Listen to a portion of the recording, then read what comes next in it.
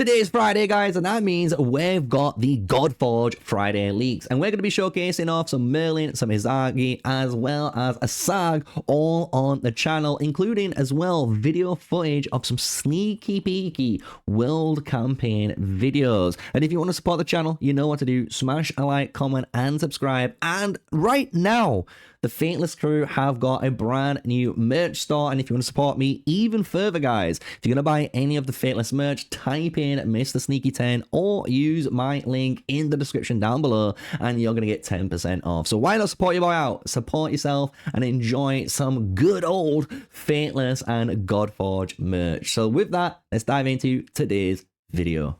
So before we start, I need to have a big shout out and thank you to obviously the dev team and the community team that honestly puts these CC leaks together in a really good format for us to cover. So big shout out to Susie, big shout out to Simon, and everyone else that is part of that process, right? So we've got the Godforge Art Attack presentation here, and what we're going to do through this, as I've said, we're going to try and bring up some information on potentially these gods or titans or legends that we've got on leak. And there is going to be some video footage too, so if you are wondering what visually it could look like in game, we have some spoilers and we're gonna have to wait and see to showcase them, right? But the first one is, I believe, a SAG, right? So this is going to be a titan, I believe, in the game that you could be fighting as a boss. It could be an enemy, or maybe we have it as a secret faction, you know, playable character. Who knows? This is actually what's really spicy about this, because we don't get too much information apart from what things look like. And I love that, because when you look deep down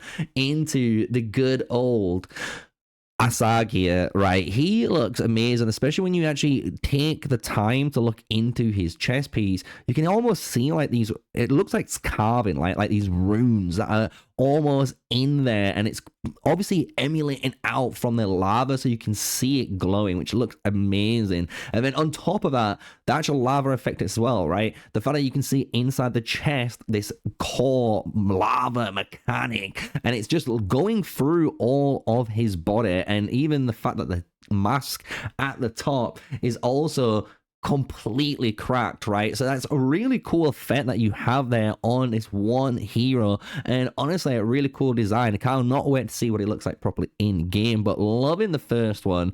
And now we're coming in to the second. So here we've got the concept art of, it says Perun Weapon Legendary Voyage. So this looks like, I believe, I want to say it's 4, but it doesn't seem to be, but it could be, right? I could be completely on point here, because you've got that legendary axe that he uses, you've got the sword, it's all lightning, it's all on theme. So we're going to see what it looks like, but this does look really cool. This is just concept art for the weapons, remember. So this is actually the battle axe you're looking at, and how the sword technically turns off and on. So this could be potentially showcasing whoever this hero is, right? How they're going to work in game. Are they gonna need to charge up their lightning so they do maximum damage, and then you'll know this when their whole sword is, you know, on? It would be really interesting, because you can see in the text the version of the character when he uses his weapons, visual effects idea, sources of blush, rays, and light emanating from his chest and to his hand. So you can see when you are activating those effects, the hero is going to respond to. So it is a really cool design concept where you can see the weapon and the hero kind of interacting as one thing, which is really cool. I love the fact that they're giving you that kind of flavor. And let me know in the comment section down below if this is what you're loving when it comes to hero design, right?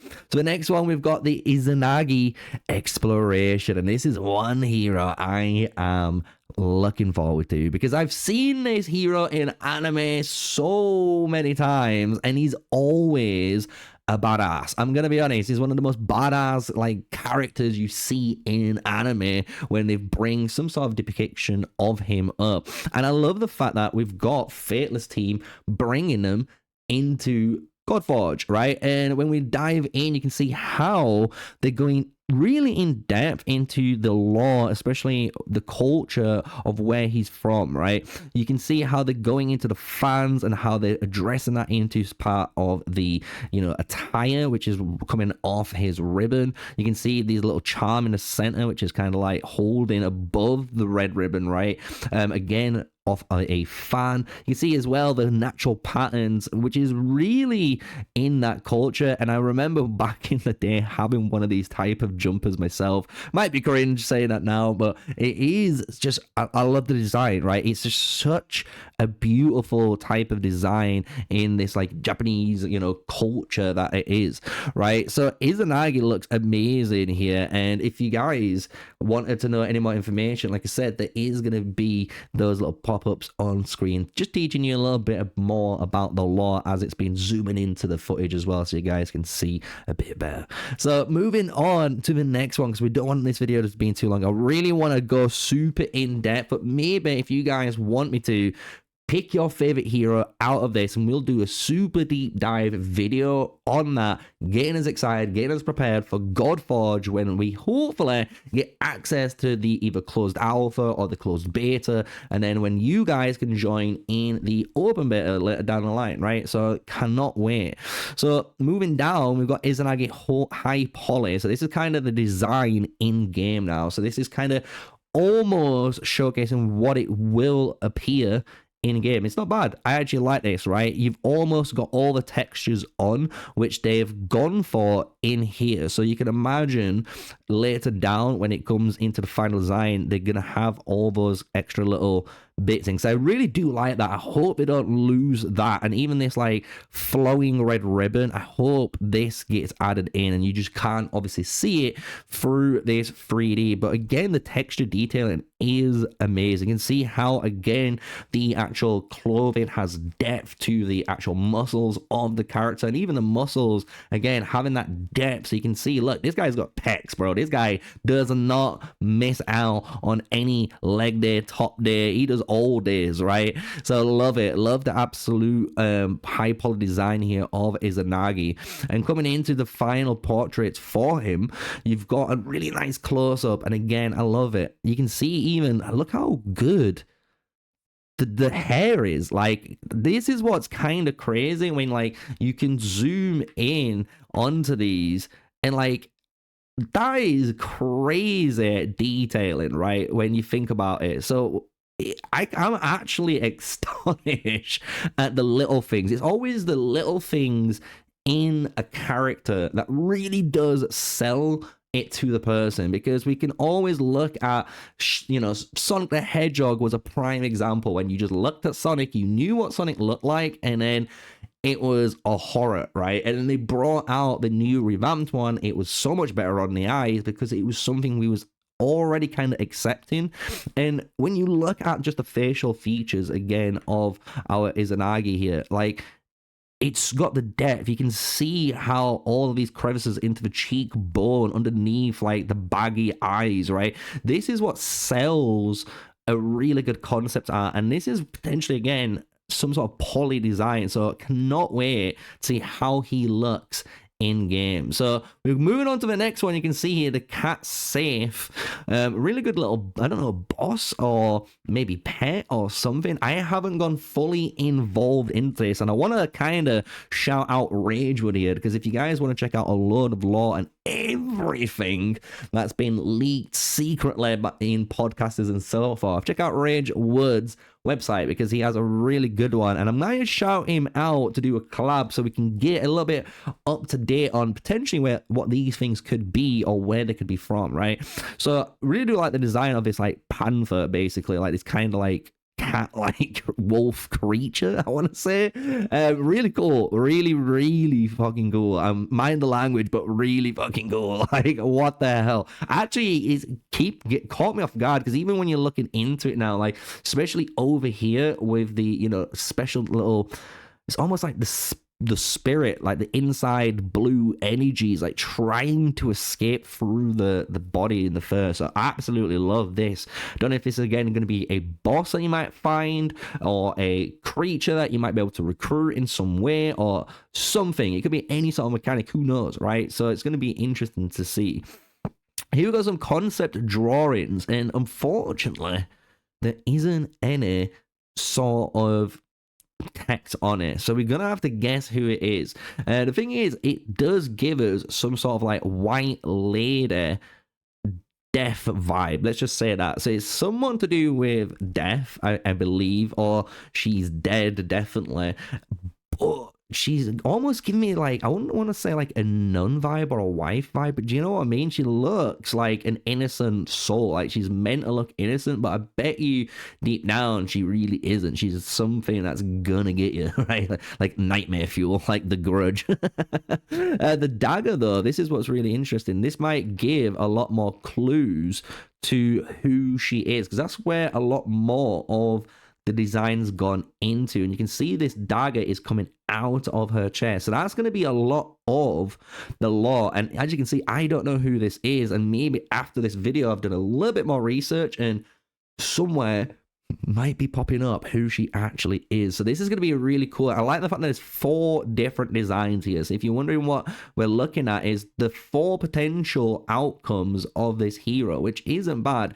If I was going for the one that I like the most, it's either D, which is surprising because I think it's the hair, and same with B. Like even B with the she looks almost like a lost soul, but it's the hair. I think this hair is really doing it. Even C's not too bad, but I think those 2 are the ones which really probably creep me out too, and have me really more like intrigued to see who this hero or god is. So moving on, and this is where things are going to get really exciting, because we've got Merlin here. And as you guys know, Merlin's been showcased off before, and he looked amazing. And this one looks even better, because we're getting even more better 3D polar versions of it.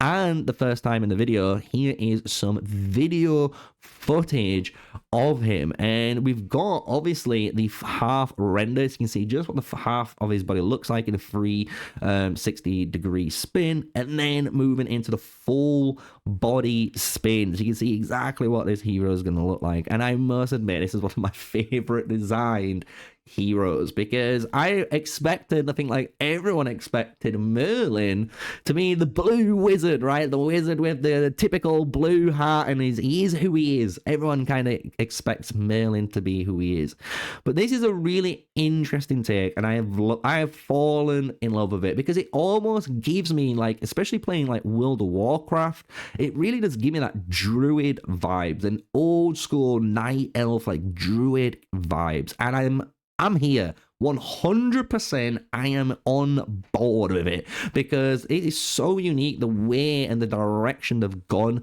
for this hero in the game. So I want to hear your guys' opinions on Merlin. Are you guys feeling Merlin, or are you not? Do you think this could have been a different hero potentially in the game? But I honestly love it. I think Merlin's one of my top 3 just yes heroes in the game. So moving down, we can see a little bit more on the Merlin. So this is his staff, and I remember this is where things were being talked about, where before it was more showing you different concepts of Merlin, and the way his staff, I believe, were different concepts too. And this is where we get a finalized look, and I love this toad. If I can get this toad as a little merch, wink wink, giving Hades an idea, like, yo, why not just, you know, chop this bit here, so just have this bit as a, you know, a flat platform, and this going up, bro, I would buy that and put that on my table in an instant. I need that toad boy. It looks amazing. It's so unique too, because it's almost like this like poisonous biles coming out of the mouth too. So it's going to be interesting to see what Merlin's kit is, right? What is it? Is it going to be not the typical Merlin we expect? Is it going to be this more like damage over time, poison based kind of Merlin, which is more like a dark art one, which is kind of, again, weird to say, but interesting to say too. And I cannot wait to see when we get more information on him. So moving down, and this is where things get super interesting, because we get the first part of the UI, and we're gonna hide myself here so you guys can actually fully enjoy what this UI might potentially look like. This is when you technically imagine like you load up in the game and you have your, you know, your city, your little area that you might have all the different areas that you could be doing, playing, summoning, and you know, you name it, right? So we've got the chapter hall, the market, the wandering merchant, the forge of Wayland, the quest board, Godforge, well of the divine, and then explorations, and then battle. So this is where things are going to get really interesting, because we're going to talk about those things first, and then we'll move into some of the other little areas on screen.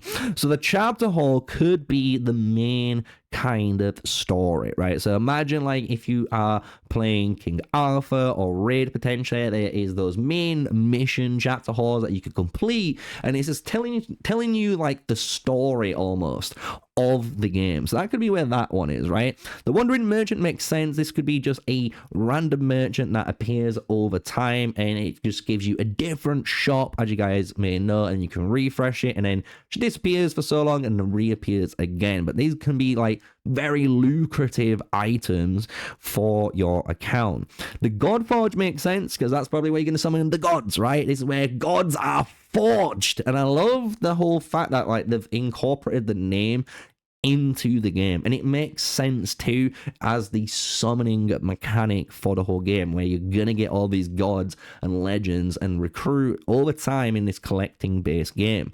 The market seems everything else. This could be two things, and this could be just your typical market where you're able to buy, as you can imagine, just the normal stuff you would expect to be able to buy in these games. XP bucks, maybe resources, maybe again stamina, right? You could maybe buy stuff for armor upgrades, maybe for hero upgrades, just different inventory items you could get.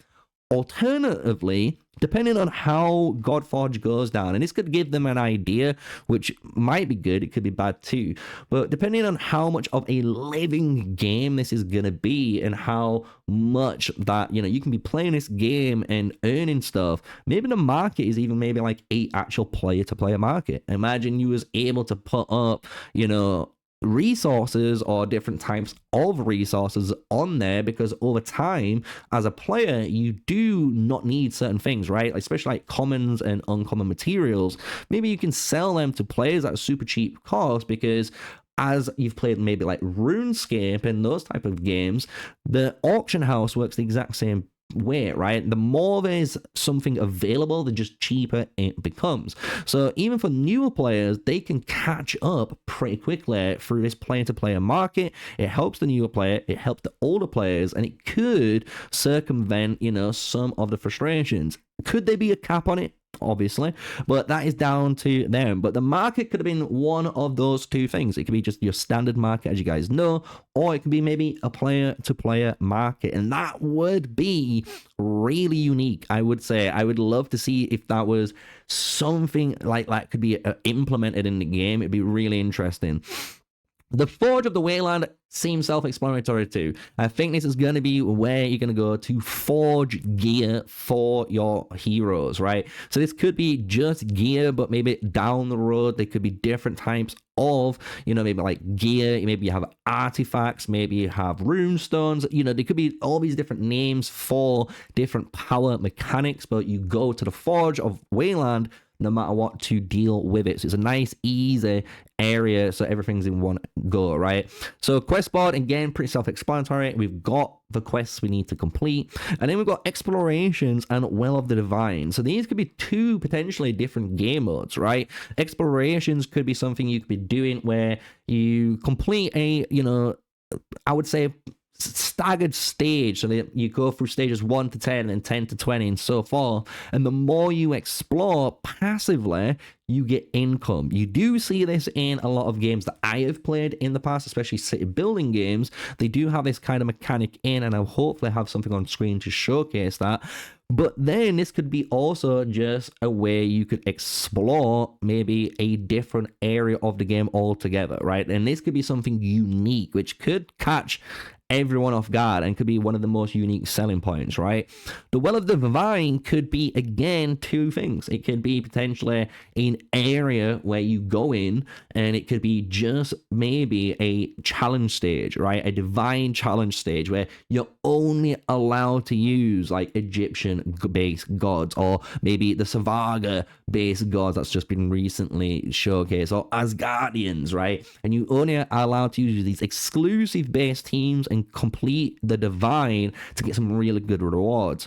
Or the Well of Divine could be something very, very spicy, which I believe Simon said anyway, he doesn't believe is going to be in the initial launch of the game, but they do want to implement it in maybe the first kind of like major expansion, or some point they want to implement it, which is that PvP draft mode, where you're able to go into the well, you pay so much to go in, and you draft a team, and you go against other players, and you try to win against other players' teams in a PvP realm. It would be so freaking cool if you're able to do that in some form of way. Maybe in one scenario, just to give a couple of ideas from someone who plays card games, you could do it in where you're drafting technically two teams, right? You could be drafting out of a pick of 3 or 4 heroes, and you're picking one for either team, and you're basically trying to make a good 2 teams that you can run against different players. And maybe round 1 you use team A,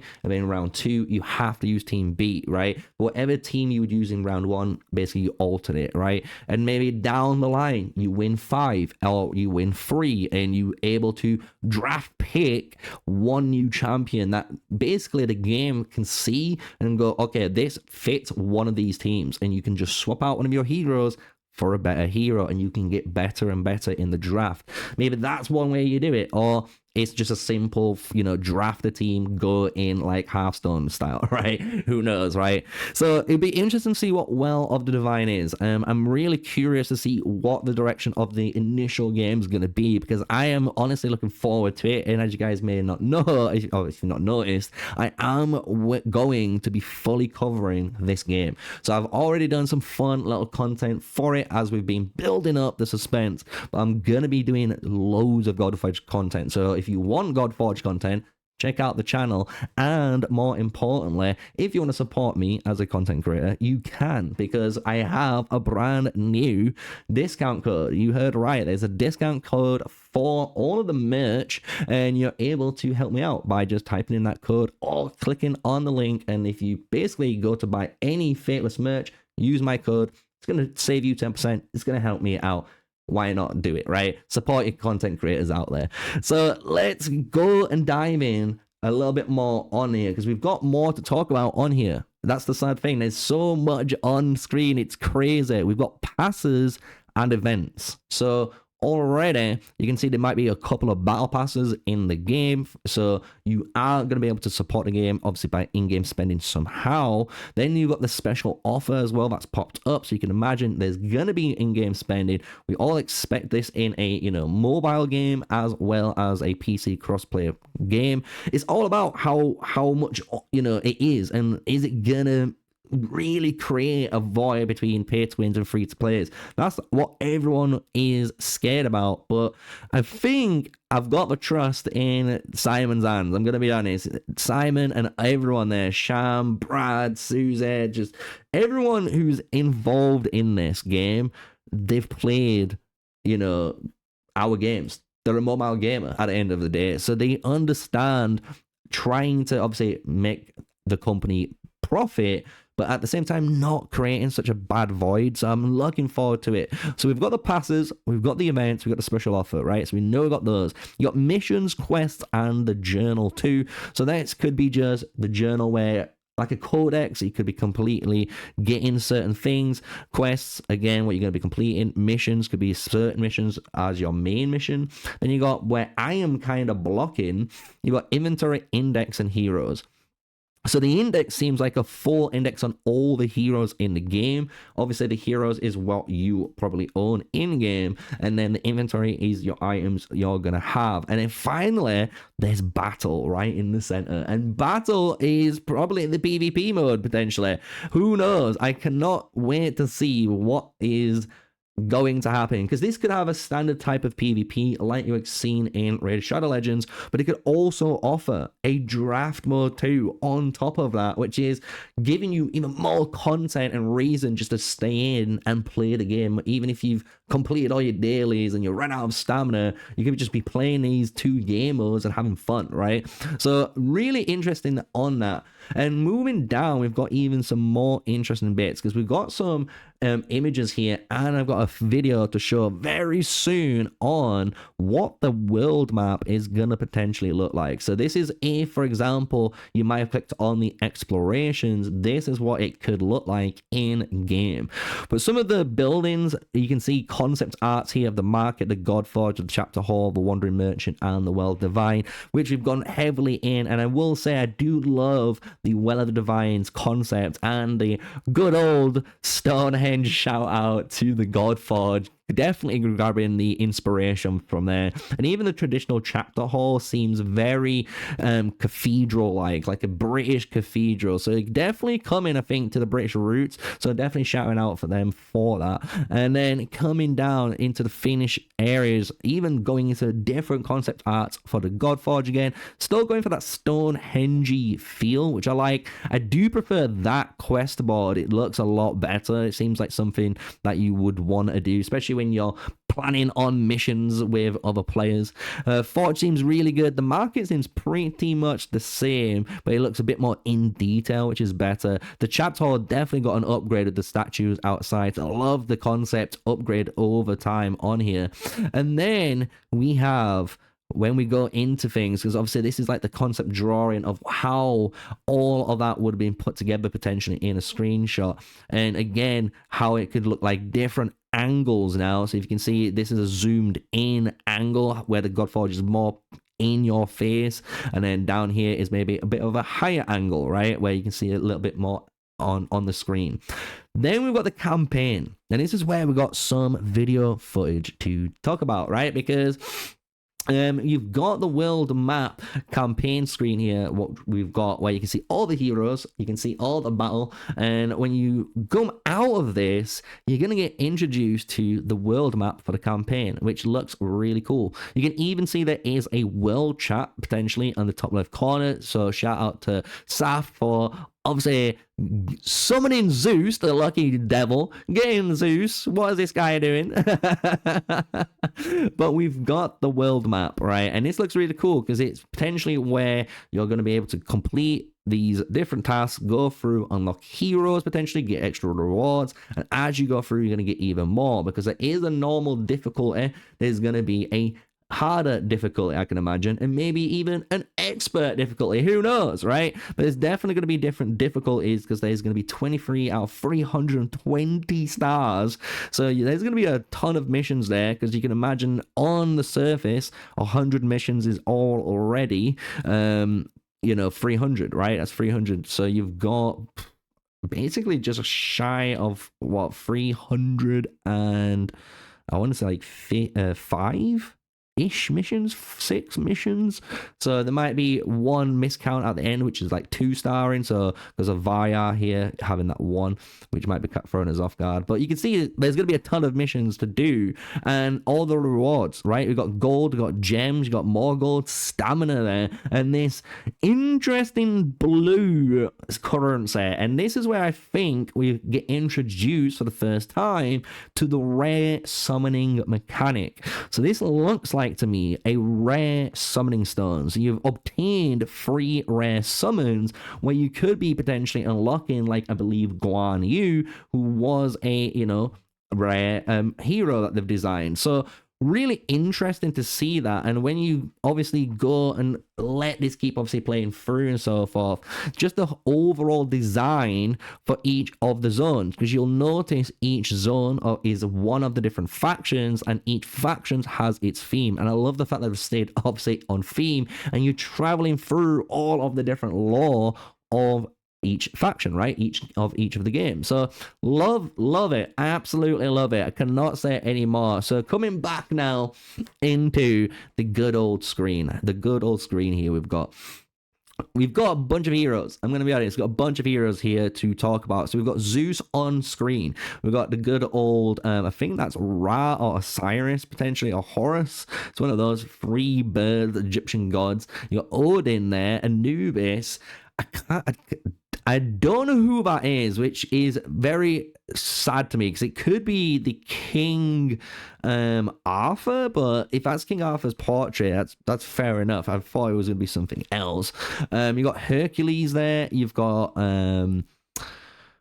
Aphrodite. You've got as well the Kojiki hero. You got Brunhild, Leonidas. You've got the other Kojiki guy. I love the Kojiki faction, but I just do not know their names, I'll be fair. And then you got a mummy, a wolf, and that looks like a, obviously, archer hero, which we've seen before. And then I've forgotten if that's Emotep or one of those type of pharaoh, you know, members. So those are all the heroes we've got on screen so far. And then you look now to the actual area that I've got above me, you'll notice you've got 1 star, 2 star, 3 star, and then basically like 4 stars. So this is where you are in this campaign where you can use 4 heroes, any 4 heroes you want, and you get 3 stars.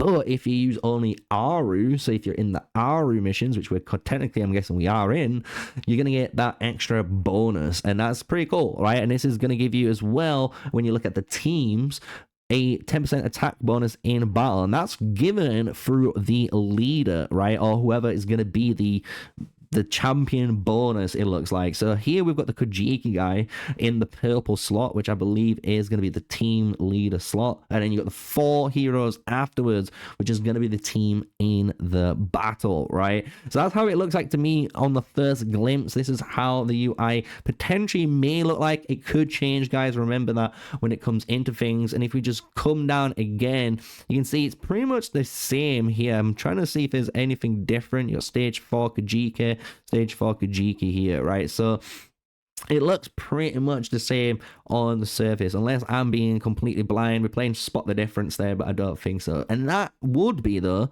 the final slide. So that is everything in today's Fateless Godforge leaks. And as you can imagine, a lot of this, especially the bottom end, I've kept as a first impressions, first look at it. And honestly, I cannot wait to see more Friday leaks, more stuff for Godforge, because it looks like an amazing game. And if you guys want to support the channel, like I said, and you want to help me out as a content creator, and you want to actually buy some Godforge merch, you can do that. You can go to the official Fateless merch store. You can use my code MrSneakyy10, and that's going to give you 10% off and help me out as a content creator, right? I've already bought myself 2 hoodies. They're on their way. I've already got the Asgard one and the official Fateless one itself. So I'm planning on getting some more, and maybe in the future, what I'm thinking of doing is doing some sort of giveaway with some of the Fateless merch themselves. So you guys, if you follow the Godforge content, you enjoy Godforge, and you enjoy everything we're covering here on the Fateless, technically, development road for their game, well, you're going to get rewarded for it. So smash like, comment, and subscribe. And until the next one, stay safe, guys. Stay sneaky. Peace out.